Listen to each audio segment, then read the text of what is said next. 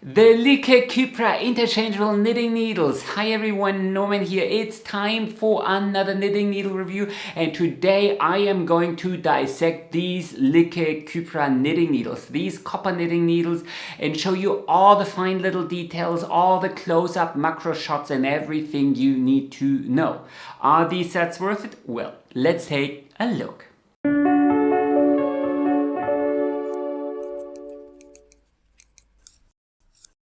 So let's take a look inside these bags. It looks like they were made of suede, but it's not. This is fabric. When you open them, there is a compartment here. There's nothing in there, but you can store further notions inside. Then here is the main event, the copper needles. You might instantly notice that they are inside a plastic bag, and each needle is inside another plastic bag. This is obviously to prevent verdigris. Copper, as you might know, will acquire a nice patina over time, but as a new buyer you probably want to see them in their pristine condition. Then here there is another compartment, very big, very spacious, and here are the other accessories. So there are 4 or 5 cables inside. Then you get the extenders and needle keys, and these are cable stoppers. And then I think here there are little assembly guides inside. So that's the full extent of the sets. Here on the other side, there is a kind of Velcro thing. So you can't actually detach the knitting needles, but you could store even further things like some paper patterns or so underneath here, or at least that's what I would assume. So I removed all the knitting needles from their little plastic bags. As you can see, it's quite a lot of plastic. I'm not sure if that is really needed, but now we can take a closer look at these beautiful, beautiful needles. Look at this copper sheen. Isn't this beautiful? As you can see, the set comes with 12 knitting needle tips. It starts here with US size 11, 8, that's 8 millimeters, and goes all the way down to US size 3, that's 3.25 millimeter knitting needles. There are no 3 millimeter needles, but here in the lower department you also get 3.5, 3.75 and 4 millimeter needles. So here you have quite a lot variation, but no 3 millimeter knitting needles. Now, of course, is the time to zoom in to see these knitting needles in their full glory. Look at this color. Look how beautiful they shine. The tips and the whole stalk, everything is made out of copper. Only here, the very ends, these connector pieces, these are, well, probably some bronze or so. If we zoom in even further, you may be able to see the needle size here engraved in these connector pieces. I mean, even under magnification, you can't really read it.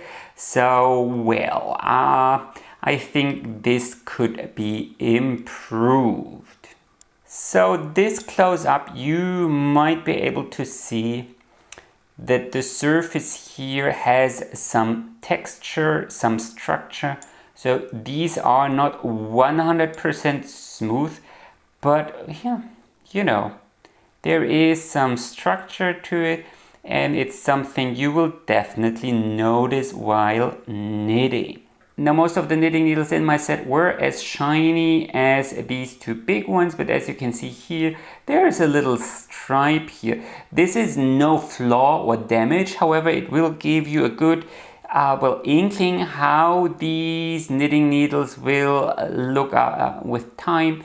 They will acquire a patina. Of course, you can always polish them with a special copper polishing cloth and maybe some, I don't know what you're using for polishing copper. If you've ever cooked with, I don't know, copper pots or some other copper appliances for the kitchen, then you are probably aware of the kind of patina they will acquire over time. So no true verdigris, they won't turn green, but you know, these brownish, darker, reddish little, well, stains. When it comes to these tips, you will notice that these tips are, well, not very sharp, so they are almost somewhat bluntish. And you might also see that the tips aren't very polished either. So you can probably see these little stripes or marks. And that is also something you will notice when knitting with these tips. By comparison, so these are the Cypra needles, then these are the Knitter's Pride needles, so you can see these are identical other than the material. Here, these are the Chagou needles, you can see they are sharper and the taper is longer, and here the higher needles on the far right are sharper yet. So these here could be perfect for standard patterns, but maybe not for complicated or lace patterns. Of course, none of my reviews would be complete without looking at the joints here towards the end. So you have one little transition here from the copper towards the connector piece.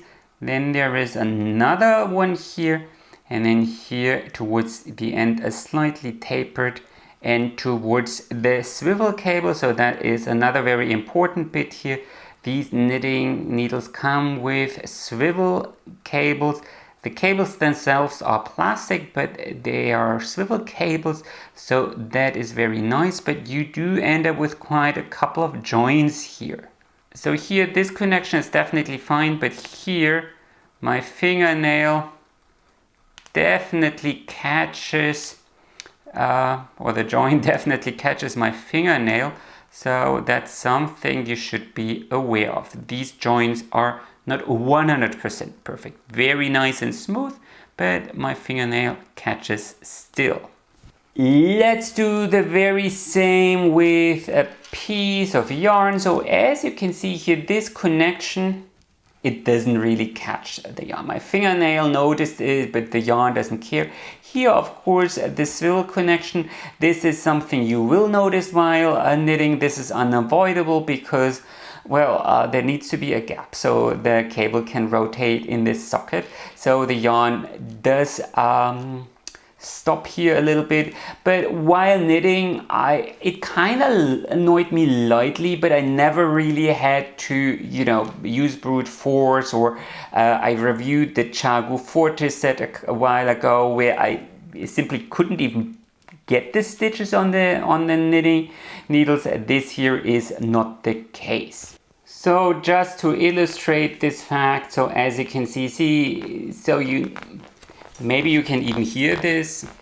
So it does kind of catch the yarn, but I can slide these stitches to my knitting needle smoothly enough without, you know, sometimes fussing around.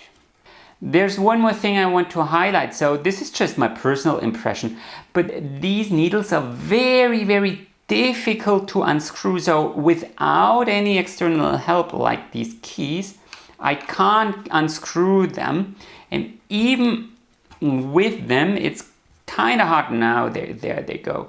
It's kind of hard, and I don't mean this as a negative or a con. So this is actually, I think, an advantage, because a lot of people have the issue that while they're knitting, their joints come undone and then all the stitches drop off the cable. So if these joints here are super tight, I think this is a bonus. Of course, you need a little bit more force when you need to unscrew them, but I think that is a price I very willingly pay to avoid dropped stitches. So one thing you will definitely notice is that these tips here are kind of rough. So if you are used to coated knitter's pride or Adi knitting needles, or the Haya tips or the Chagu tips, then these will feel very weird. So you can definitely feel the metal sort of grinding against each other while you knit. So this is a very, very interesting sensation. For me personally, I'm very sensitive when it comes to sounds and weird feelings. This is very distracting. So every time I make a stitch here, you notice that the tips are not smooth, and it kind of, well, catches, grinds across. So I actually don't like this. However, if you are someone who loves like bamboo needles or other knitting needles that are not slippery at all, and you always thought, well, you know, these coated or stainless steel knitting needles, they're just too slippery for me, maybe this could actually be a nice compromise. Of course, I think another thing, these knitting needles, I mean, it's very warm already, and interestingly enough, they don't feel all that sticky and slippery, even though slightly sweat now. So it's like 26 degrees Celsius, that's like 80-ish Fahrenheit or so. So it's not totally hot, but very not cold either. And they don't feel all that slippery. So I think here the copper kind of shines, or can shine. Now what about the cables? As you can see, or you probably saw it all while I was knitting already, these are plastic cables. So they are no coated wire cables. This means, as you can see, they will curl. You can pour boiling water over them, and they will straighten out. But of course, ultimately, they will always curl. Since this is a swivel joint, the effect will not be as pronounced as with the Knitter's Pride or the standard Knitter's Pride cables or Adi cables. So the swivel cable is an added bonus. I also really like that these cables here are see-through. I mean, it's not like you really need to see through your stitches or through the cable while they're on the knitting needle, but when you read your knitting, I just feel it helps. I also like the fact that these cables are rather thick, so they're probably twice as thick as the Haya cables. So when you do Fair Isle or something with long floats, that certainly is a bonus. Plus, they are still quite flexible, so I can easily squeeze them like that. So they're also quite flexible. And if you do it like that, they will kink a little bit, but if you massage things out, it will straighten out.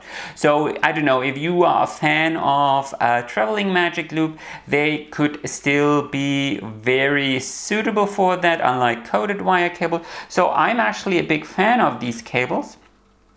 And I mean, I personally am not the biggest fan of swivel cables, but this is quite a nice connection. All in all, the set comes with 5 cables. I think this is very, very nice. A lot of sets only come with 3 or 4 cables. This one here comes with 5. I really, really like this. I also really, really like that it comes with 4 of these cable keys here. So many sets just come with 2, and you lose them so easily. So 4 of them, that's very generous, and I really like it. You also get 2 of these cable connectors. You can use them to extend cables, and then you also get quite a couple of these cable stoppers in case you need to put stitches on hold. There are no other accessories, so it's these 12 knitting needles and these cables here and the cable stoppers. That's all you get. I think that is fair enough. I don't buy a set to get stitch marker, scissors, a needle gauge or whatever. I already have that at home. I don't need it, but I really appreciate if those accessories that really matter, that I need to actually use the set, come in plentiful. So I think they did a good job here. The bag itself is quite nice. I mean, it's rather on the bigger side. This compartment here is nice. There are no zippers. I personally hate zippers.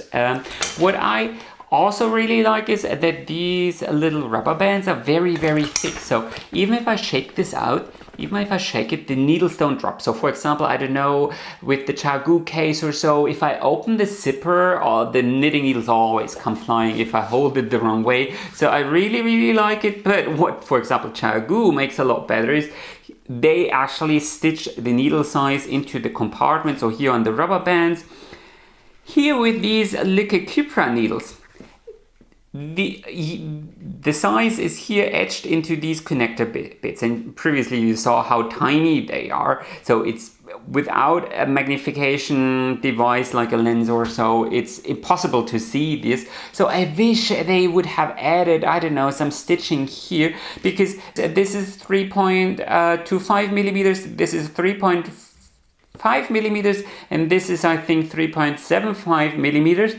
And to the naked eye, they look identical. So you always have to take each out and check if it's the right size, because let's be honest, you always mix these up over time and never keep them as neatly as they come when you unpack them. So this could be improved, but overall I think the bag here is just fine.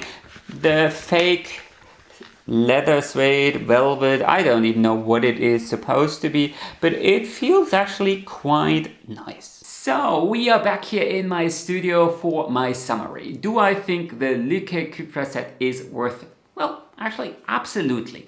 One of these sets currently costs $110 US, something around that. So you get 12 knitting needles, 5 cables, and let's not forget that copper is actually quite the expensive material. It's a precious metal, so I think this set has a fair value. I mean, it's not spectacularly inexpensive or so, but it's not overpriced either, in my opinion. Personally speaking, I wish the tips were a little bit sharper, or that you had the option. So a lot of companies offer blunt and sharp tips, and you take your pick. These are only available as the blunt tips. So if you prefer knitting simpler patterns with a lot of plain stockinette stitch, these can be perfect. But if you prefer lace knitting or so, they are probably not ideal. On the other hand, if you often push the needle tips, these somewhat blunter tips could be your new best friend. As a European knitter, I do wish that they went down below 3.25 millimeters. So 3 millimeters is the most common knitting needle size here in Europe for socks or whatever, hats or so. And these aren't even available, these Cypra needles aren't even available as fixed circulars. So you would have to get the Lykke driftwood needles or bamboo needles to access these sizes. So that is a little bit disappointing. Also the fact that, so these are the 5 millimeter tips, but the smaller tips are 3.5 inches. So if you are familiar or used to the 4-inch tips, this could be maybe even too short for you. So I do wish they would have stick to the 4-inch tips. I'm not sure why exactly they choose to produce the smaller version in 3.5 inches. Now one has to mention that all Lykke has so many other knitting needles as well, and these needles are actually interchangeable with all Knitter's Pride and Knitpicks knitting needles.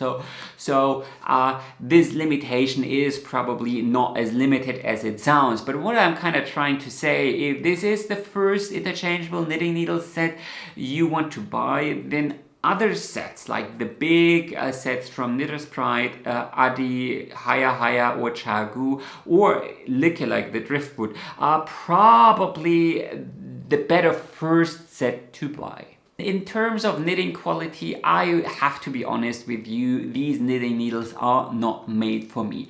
They have too much drag, the way the tips grind against each other, it's not even the noise they make, they are not that loud, but the grinding sensation, it just doesn't feel very smooth for me, even though it is smooth, but it doesn't feel smooth. But then again, I mean, I don't like knitting with bamboo either. So if you are one of these people who always felt like, okay, these coated knitting needles, like from Adi or Knitter's Pride, they are way too slick, but bamboo needles are maybe a little bit too, well, sticky. Well, then this could be a nice option because they are a little bit slower and have a little grip here. all in all, my possibly biggest issue with these sets is why on earth copper? Yes, it looks fantastic when you open the box, but they will acquire a patina rather sooner than later, and I mean the average knitter probably doesn't want to polish their knitting needles every week with a special polishing cloth. If you like the patina, and that candle has, it has its own allure, then these could be perfect for you. But then again, I also feel like copper has some amazing properties, like high conductivity for warmth and electricity. It has antibacterial properties, and that is one of the reasons why it's used in the kitchen or in electrical appliances. But for knitting needles, I feel these advantages kind of get lost. I never had the impression that my stainless steel knitting needles were, unclean or greasy or so. You polish them with every stitch that you knit, so they are as clean as they can get. And so I don't know. I mean, then again, I personally feel that I really want to surround myself with pretty things when I knit, and that's basically why I bought them. And I'm not the first person on this planet who bought a beautiful skein of yarn just because it was pretty with no clear project in mind. So when it's just buy pretty knitting needles if they bring you joy. Anyway, I really hope that you found this review of the Lykke Cypra interchangeable knitting needles helpful. Like and subscribe, and of course, as always, happy knitting and enjoy the rest of your day.